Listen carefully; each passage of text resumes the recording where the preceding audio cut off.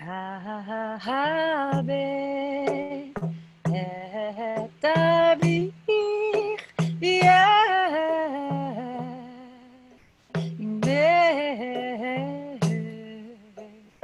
Kabe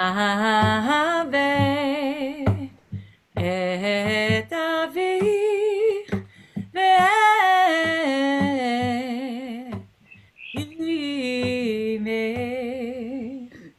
Kabe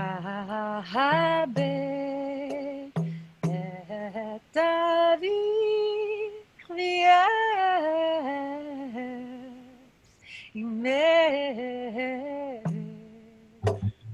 Kabe et avich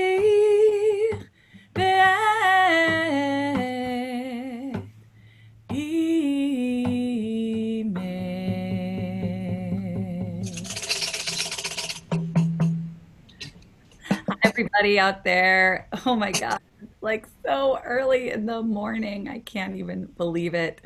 What is it? It's like 2:25 in the morning. Can you believe it? Well, it's not exactly 2:25 for us, but my name is Naomi Less. I'm one of the founding ritual leaders of Shul.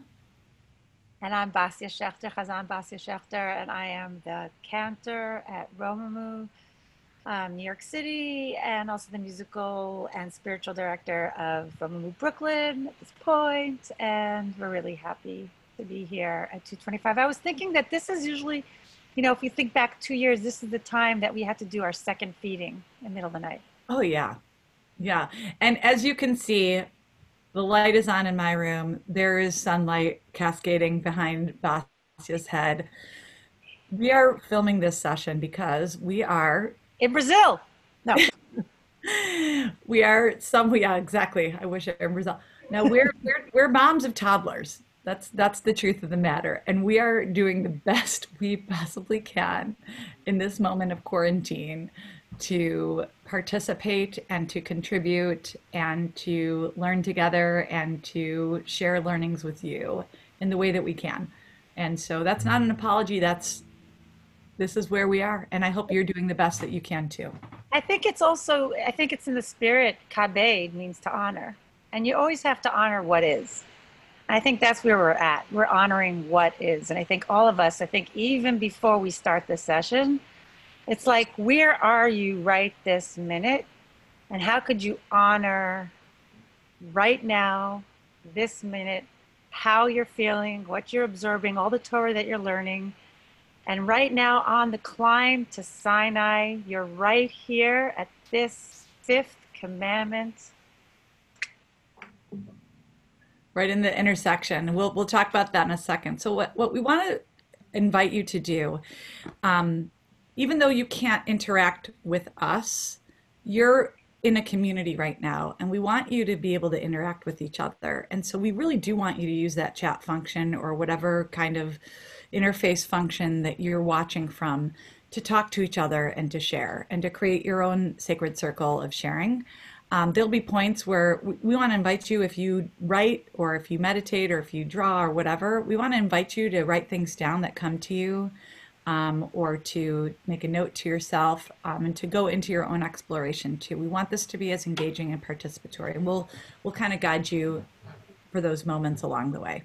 And also honor that you may be prone on your back, or is it supine? I always confuse the two.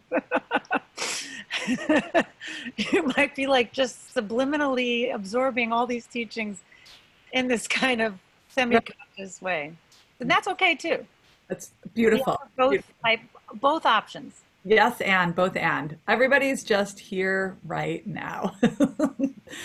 So we have the deep honor of investigating and deconstructing and reconstructing and delving into the beauty and the complexity of the fifth commandment, which is about honoring your parents. And so what we thought we would do, just to take you through a little bit of what's coming up, we're going to look closely at, there are actually two versions, and we're going to look closely at both versions, the one from Exodus chapter 20 and the one from Deuteronomy chapter 5. And we're going to unpack that a little bit. Basi's going to take us through that. And then we're going to look at like what are some of the roots of why we even have this law in our top 10 codes. And then we're going to look at what people had to say about this commandment, meaning like what does it actually mean to respect or honor? And we'll see where the conversation goes. There'll be some music interspersed along the way, and then we'll come together at the end and hopefully have a moment of healing, because this might bring up some stuff. That's for sure. So Basya, do you want to take us through what each of these versions of this fifth commandment are?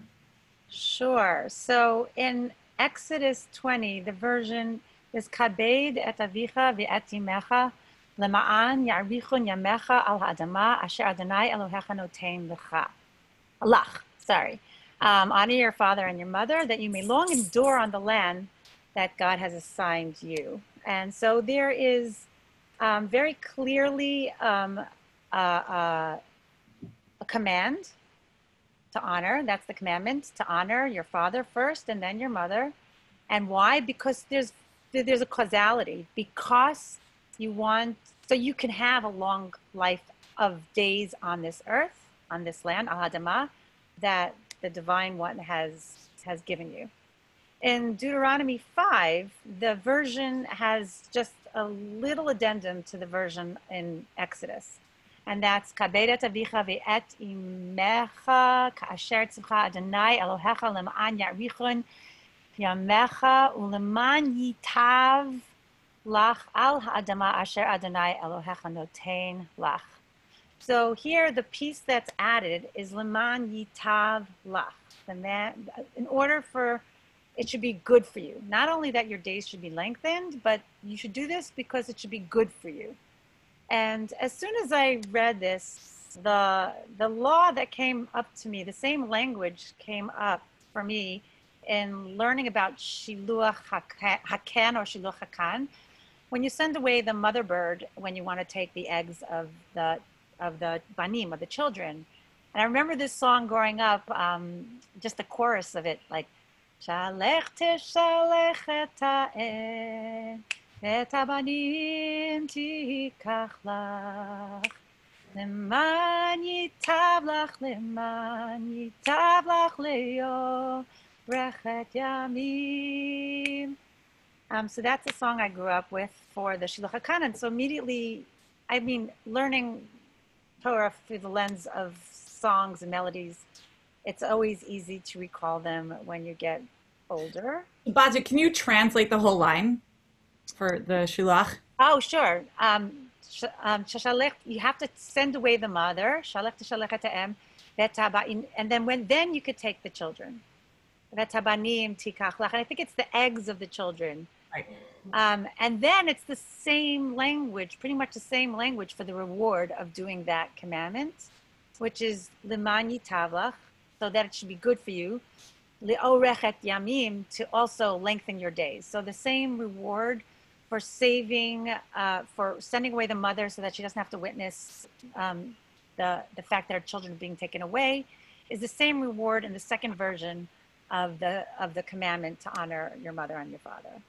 And so that's, I mean, and I love that you made that connection. Of course, like, you know, we live music, so immediately we are always thinking, oh, what song does that remind me of, right? So, and it's really interesting what you're bringing up about like what's the reward? The reward is that like literally it says that you may endure long on the land, right? So endure. So it's about this present moment of life. And Basya, you brought up some really interesting commentary that we talked about, and I'm wondering if you share with our assembled here, with all of our friends here. I think, just in terms of rewards, a lot of rewards for a lot of the commandments have to do with what you're going to receive in the world to come. That, you know, you have olam haba, that you should have an afterlife that's good for you, whatever that means. And here, this is the rewards right here in this time on this land and at this moment. So, and to increase your moments, so you can have more moments. And so that's interesting of like why that piece here, like thinking about the bird, but also like thinking about this particular commandment of honoring your parents, that you will be rewarded in this life, right? So it's not like you have to help them, whatever the honoring is, we'll get to that. Whatever honoring is, you have to do that because it's going to help you right now. right now.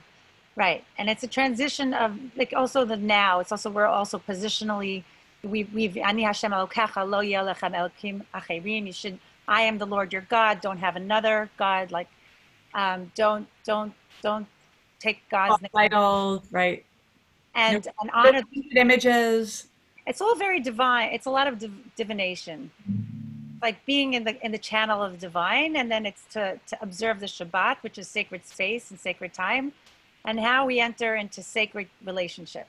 You know, now we're on this earth, we're in transitioning from our divine mother and father, the Shekhinah and Hakadosh Baruch Hu, and now we're corporealizing them into our own actual parents. It's really, I mean, we'll get into the commentary, but it is sort of interesting, like that everything is like this divine channel connectivity, and then like you get to Shabbat, which feels like it's ethereal in some places. It feels like this is like like Hashel's palace in time, and just what the state of being is. But there are actually like really practical things in the Torah about what that means, which is on this earth. Like on this earth, here are the things that you can and cannot do on Shabbat.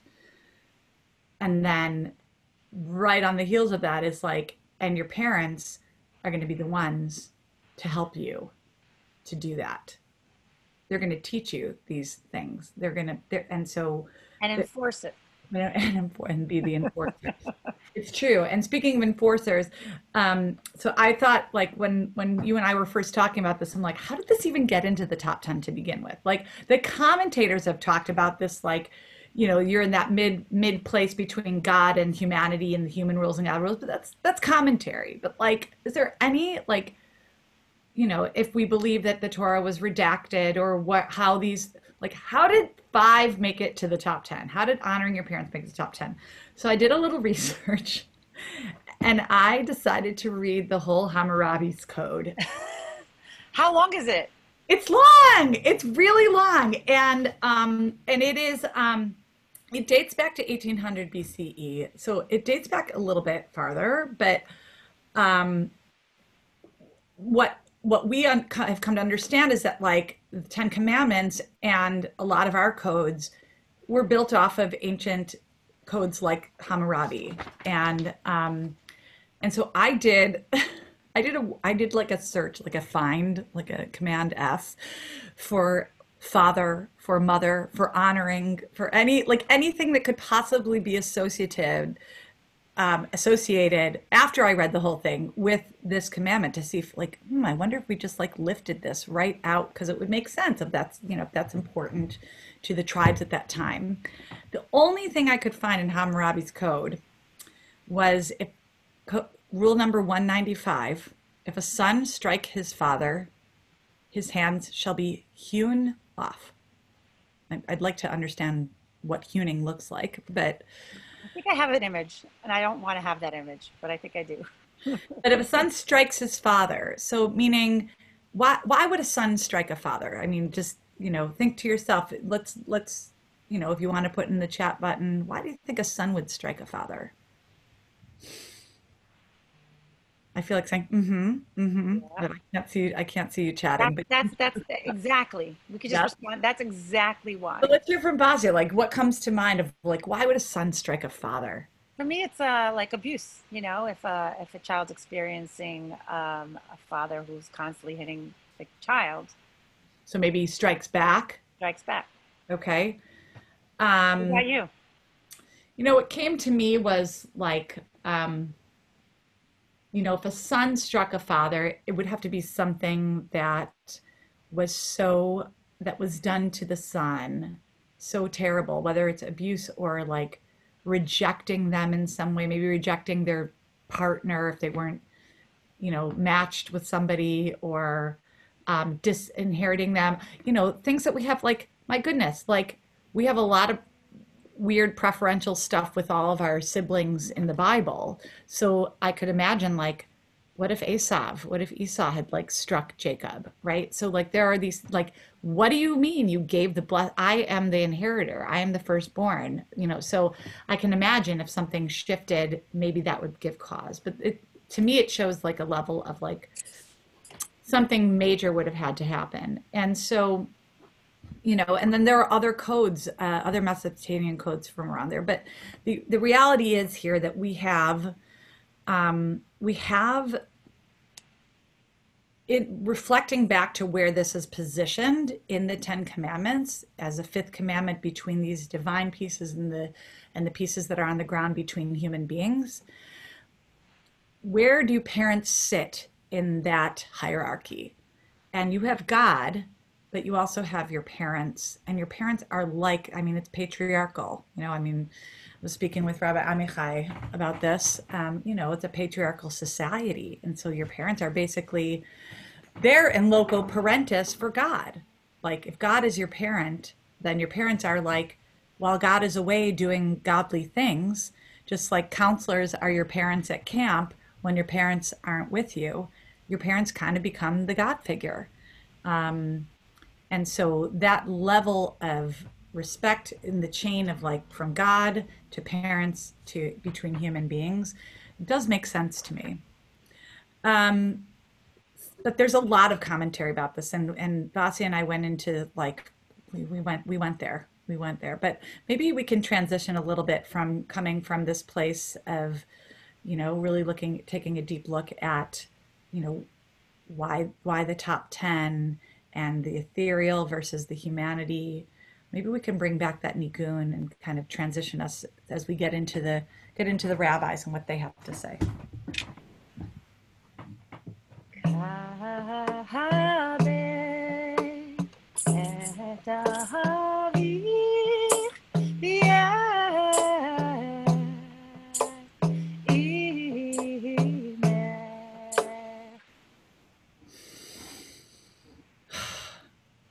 Am I supposed to sing too? Do one more. Give us one more, Basya. Okay. I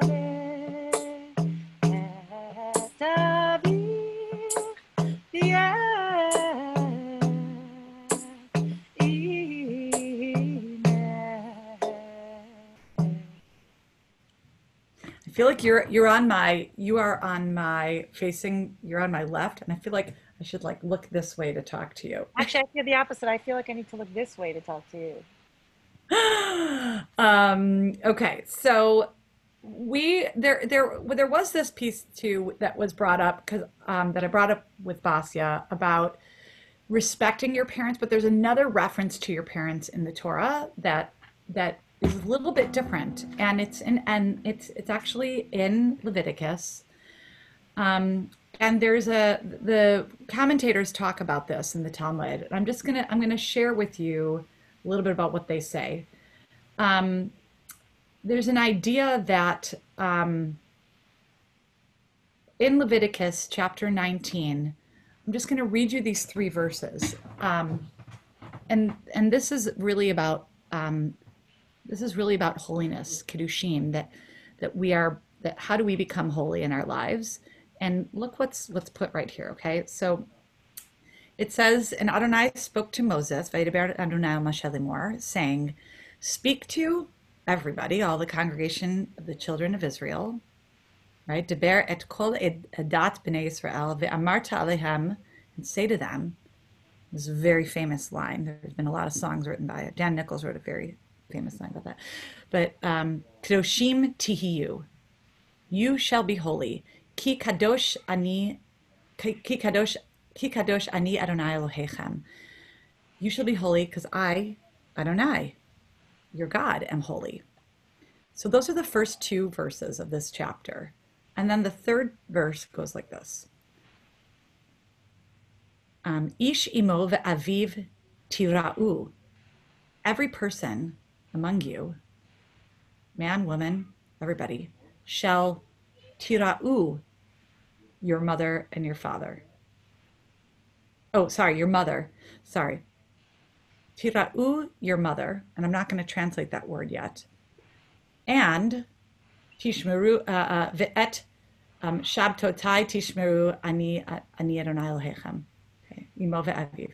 So every person among you shall tira'u, your mother and your father, and you shall keep my Shabbat, my Sabbaths. I am Adonai, your God. So that word tira'u is a really interesting word. We spent at Lab Shul, this was kind of our theme for our last High Holy Days. We spent a lot of time kind of unpacking that word yir'ah, which is most often translated as awe or fear. And that's a really interesting juxtaposition. This comes right in the middle. Okay, if you think about the books of the Torah, the first telling of the Ten Commandments in Exodus, then we have these holiness codes that are in Leviticus, and then we have Numbers. We're in the desert. We're having tabernacle fun. It's a blast. And then we get to Deuteronomy, which is kind of like the reprise in case you missed. Here are the Ten Commandments again. But after the first set of Ten Commandments are given, it says you should fear or awe your father or your mother. And so the commentators say that with repeating this requirement, that this definition of reverence, of kabed, is connected to the Sabbath. So in the first 10 commandments, we have the Sabbath first, keep the Sabbath, and then we have honor.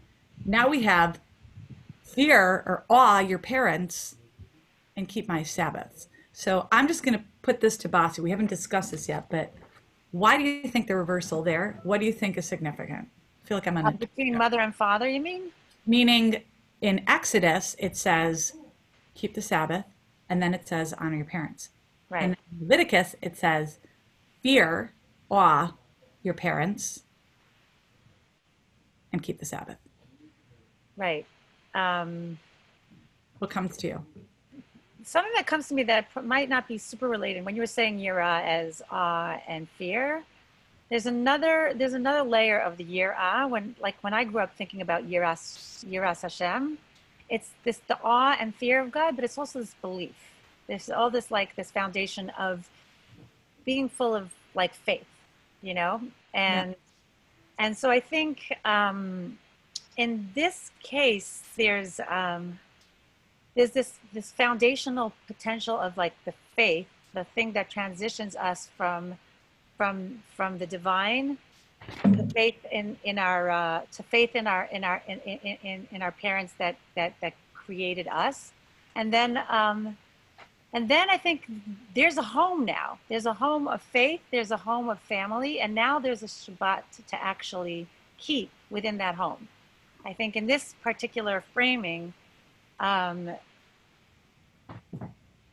it's also interesting because in I don't know where it falls on that. I know Rambam, the Maimonides, actually codifies the laws and puts an order to them. And in 210 is kabed et avicha v'et imecha, and then 211 actually is, this fearing, this thing from Leviticus that's fearing. I don't know where Shabbat falls in that order. So I think there's so many different orders. I think it has to do also with the context. Here is kadosh, is the kadoshim, the holiness code. But for some reason, within the holiness code, and maybe it's a good opportunity because I was just thrown this, and I know that you guys are much sharper at 2:25 or 2:45 at a.m. at this point, and so what comes up for you? Why within this holiness code is it more important to land in the relationship between parent? And I think what's interesting here is that the language yira, you should fear, is the same language that's used mostly for God. Right. Yeah. Either fear or love. Yeah, and I'm going to come back and read every single person's comment after this. I'm so interested in hearing what you have to say. But it is really interesting the level of, and all full candor, Basya and I did have a conversation about one aspect of this of the level of honor and fearing for your parents is such that you get it's a similar punishment and penalty for cursing your parents as it is for cursing God, aka death. And so it makes logical sense then, like why, they think, like the rabbis think of this as really a tribunal, like a parental tribunal. And we talked about, like, you have three components to who made you, right? You owe, like, who made you? And you've got God, and then you've got the seed, and you've got the egg, right? And this is interesting because of, how families work right now and different ways that families are made, right? So, you That know, might be a really good transition to start bringing us into like, yeah, exactly. I mean, Basya and I oh, have our own stories too around fertility, but like, let's use this biblical code for a second. Like, if you have God, the seed, and the egg, and those are like the ingredients that made you, that you owe to that, to those triumvirates. And it's like, if you curse God, you're cursing part of the triumvirate. If you curse your parents, you're also cursing that triumvirate of like creators who made you. So, and it really never tells us to love. It just says yirah and kabed, this heavy honor, this heaviness. Kabed is also heaviness or hardening, like it's tough. It's like there's some weight, right? There's weight to this, and fear and awe is like another piece. And it never says ve'ahavta, which it says about God, havta et Adonai, and it also says ve'ahavta, at the stranger. right? And ve'ahavta, right, and the stranger as well Means too. your friend and your stranger. They're not really concerned with you loving your parents, which is an interesting piece that I think, we should look at. What does honoring actually look like? And Abbas, you did bring up Rambam, Rabbi Moshe ben Maimon, who did categorize all of these commandments into 613 positive and negative commandments or mitzvot. And I'm just going to pull up the definition according to Rambam of what kabed is supposed to mean. It's very, very technical. Okay. Or do you have this? Do you want to read it? No, no, no. Go for it. Go for it. So the Talmud talks about this. It says, what constitutes honor? That your parents, you should give them food and drink, clothe and cover them, and bring them inside and take them outside. This makes it look like that the commandment's really talking to adult children. This doesn't look like it's talking to little kids or even teenagers who can't possibly hold that kind of responsibility for their parents. So, and I think from this kind of definition and this commentary, we can deduce that the commandment is really for adult children. I mean, I think we also want to give this over. I mean, I learned it as a kid, is like, this is, we're supposed to honor our parents, but it sounds like from this commentary that it's speaking specifically to adult children. And so we're gonna both go into some personal sharing on different topics. I'm gonna share a moment right now for me, which is that I'm in a place right now. I have been for a while now. My mom passed away in 2016 from a long, long illness of not being able to care for herself, and my dad is now in that space too, in a nursing home in a skilled nursing facility in St. Paul, and cannot care for himself. And it's this really interesting place of like, am I doing my job right now? Like that I had caretakers for them, or that they are living in a facility. Whereas in other cultures, for example, I mean, I don't know if anybody read the book Being Mortal by Atul Gawande, which was also our theme for a couple of holidays ago at Lab Shul a few years ago. When I read this book, Atul Gawande talked about in certain cultures, including like the Chinese culture and what have you, the children, the youngest child is responsible for when the parent is not able to clothe themselves, to, all the things that are said here, to cover themselves, to bring them inside and outside. The youngest child drops whatever they're doing, whether they have a career or not, and they either come live with the parents or the parents come live with them, and they take care of them. And the other siblings, assuming there are siblings, they support financially the youngest sibling, and the parents. And it's this deep code of honor of, and our Western society has moved away from that.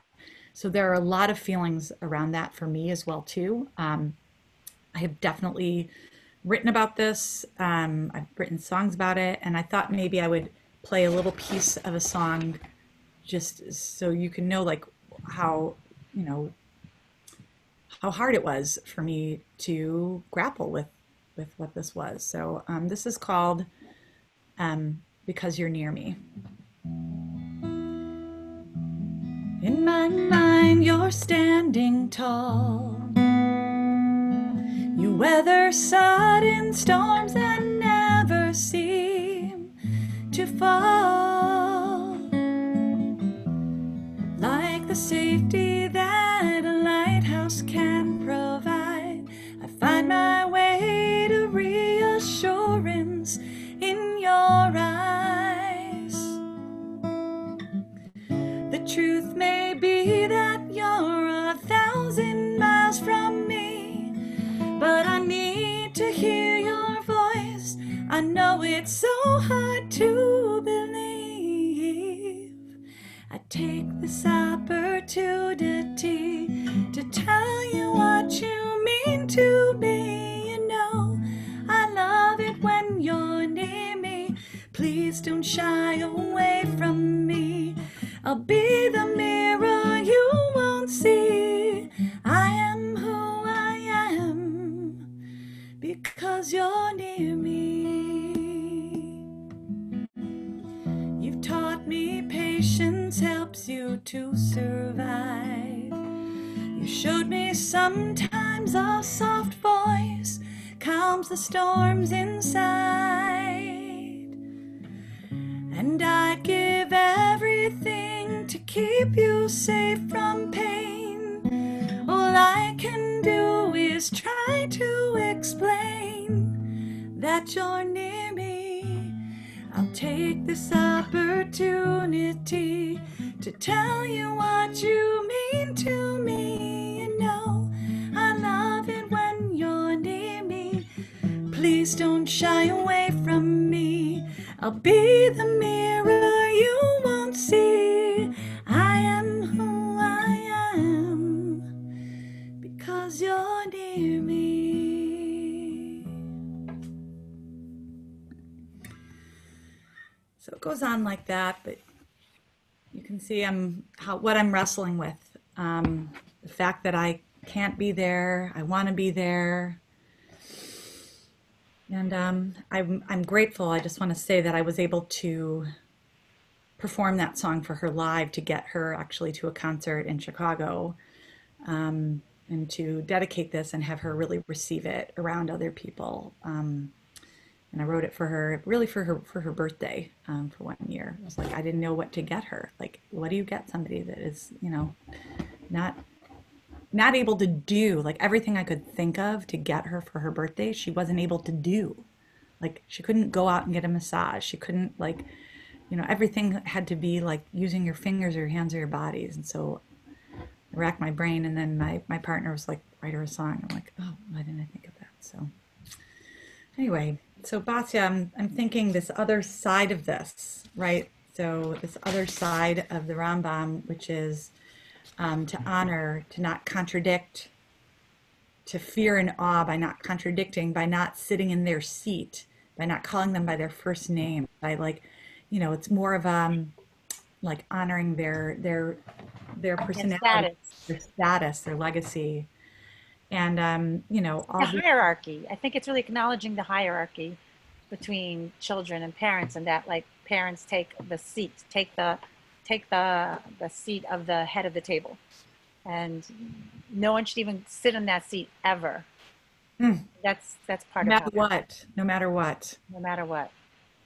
What I is think it also for you? Yeah. I also think, like, you're talking about the other side of that. I think the other side of parenting is also experiencing parents who weren't necessarily giving you the foundation that you felt like gave you the inherent respect for their roles as parents. And I think as a singer-songwriter, when I first started writing music, I think my first album was called, ironically, Daddy's Pockets, which is and the title song I'm about to play. But I also, just as I was thinking about this right now, I'm like, my name is Basya, which means daughter of God.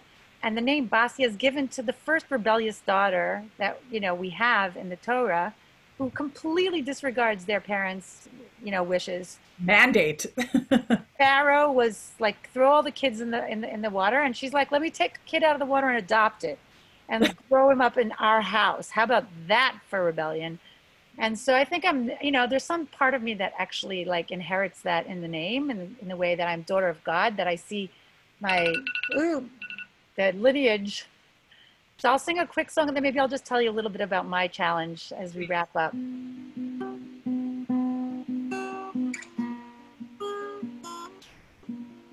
Down the streets we walked all Saturday, walked to the synagogue, our faces cold. Down the streets we walked all Saturday, singing in harmony about the soul. But he said, don't put your hands in daddy's pockets, for daddy's pockets you are getting old. Don't put your hands in daddy's pockets, for daddy's pockets you are getting old. 7 isn't time for dreams. 7 isn't time to be. 7 isn't time when you're almost a woman. 7 isn't time for dreams. 7 isn't time to be. 7 isn't time when you're almost a woman.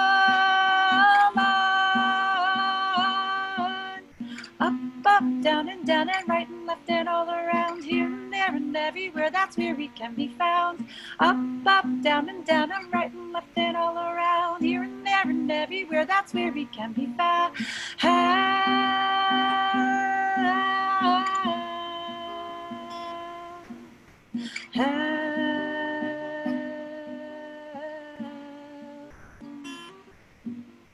Down the street. Whoa, but he said, don't put your hands in daddy's pockets, for daddy's pockets you are getting old. My heart's breaking listening to that. And that's sort of the other side. And I think, if you speak to a psychologist, for example, they'll tell you that most people are in there and are recovering from the incredible damage to their psyches from their parents. And it's the house is the most dangerous place sometimes for so many people. And in some ways, how I think about it is that, like, the kaberet avicha v'yatimecha, and at least in my case, is that it's really hard.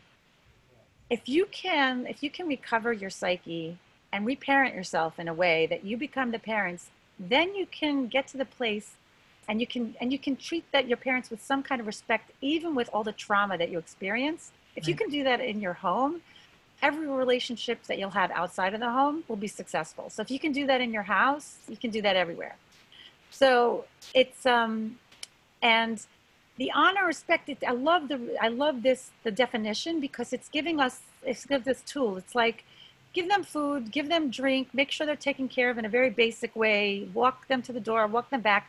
But you don't have to do this heart and soul work. They're not telling you to do that heart and soul work or love them or hug them or any of those things. They tell you you're paying back a debt that you got life. Yes. You got life. You got life. Left. That's true. But you don't have to, you don't have to love. And you can also take that yearning for the parenting to your own life and say, like, I know both for different reasons, Naomi and myself both really held that yearning. And I think this moment as we close up, like the yearning, what are you yearning for so much? I think the yearning where you feel the grief that's so palpable, the grief I had, I could not get away from the grief I had of not being a mother. And that grief also came from needing to repair some kind of parental relationship that I had. So I think as we finish up, I think, where is your grief?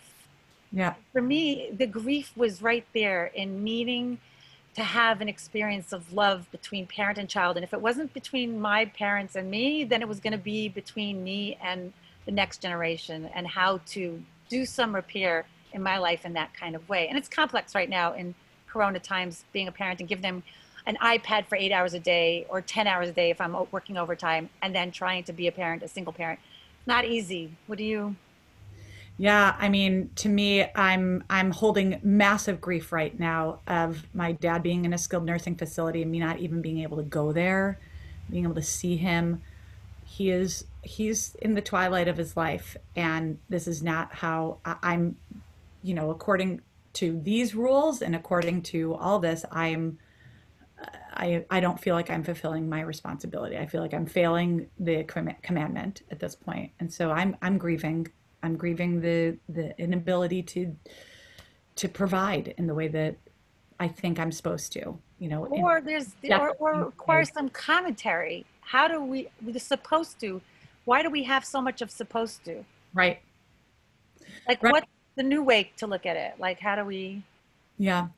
Well, I think, to me, I'm very curious about what your experience is, and Basi and I are both bringing a lot of different experience to this, both with the sense of like grieving for yearning to become a mother. Like, I think that's unique to us, but probably for different reasons, like psychologically. Um, but I think maybe what we could do is take a breath together here because this brings up an enormous amount.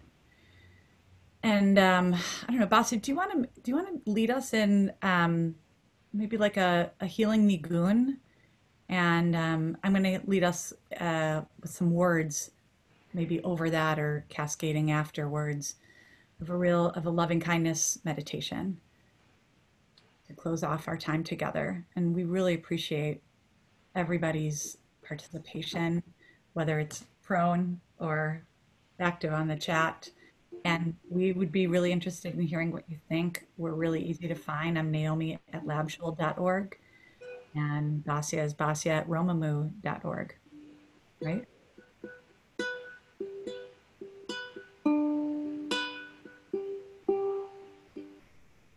Barechecha Adonai v'yishmerecha.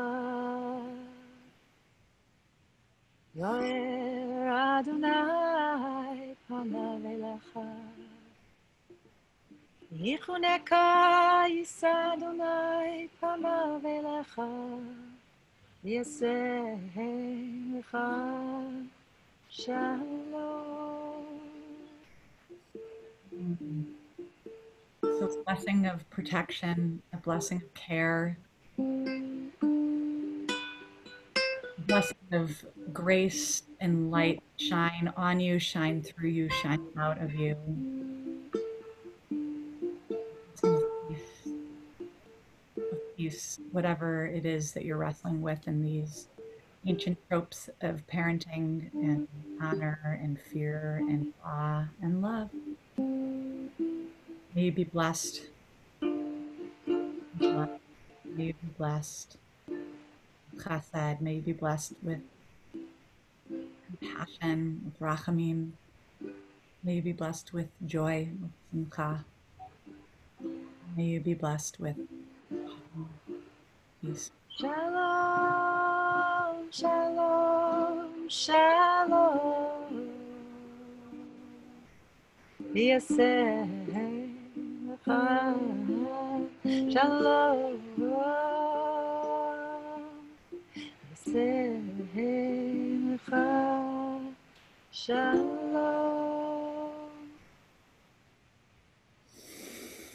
Chag Sameach. Chag Happy Sameach. Shavuot.